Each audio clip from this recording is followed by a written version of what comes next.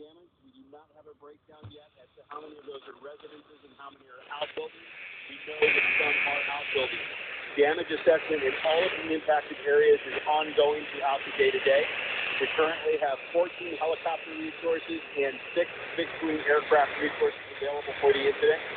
1,100 firefighters on scene with more on their way. The fire was fairly inactive last night on the western edge, but was still active on the eastern edge of the fire.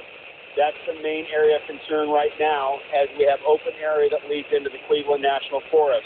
Crews are going to be working hard today to dig up containment lines to hold the fire at that area. All of the evacuation areas remain in effect. I've been told by the Orange Police Department that the Orange Park Acres evacuation area, the west border, is not Cannon as originally reported. It is Orange Park Boulevard. So Orange Park Boulevard, the western boundary.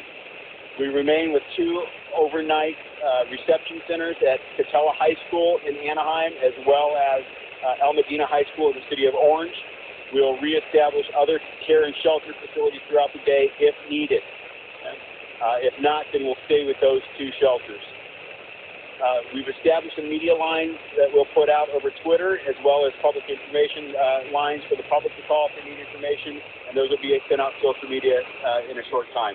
As of now, we're going to have a morning briefing at about 7 a.m., but the numbers will not change at that time. So that's all the information that I have right now, unless you guys have any specific questions. What time will the area report begin?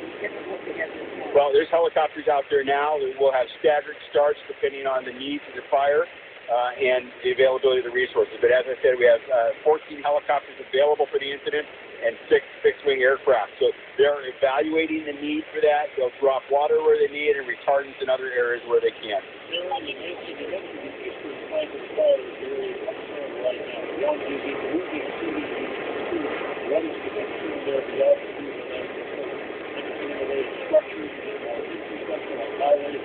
At this point, I'm looking at the map. I didn't see any critical infrastructure other than the fact that if it gets into that area, it can then continue to move towards areas. We did report last night over 5,000 homes were evacuated, 3,500 homes under threat of the fire. The winds died down last night. Humidity came back up, so that's good for us. We don't know what the winds are going to do today yet. That's going to be an area of concern for us. Tony, you had a question?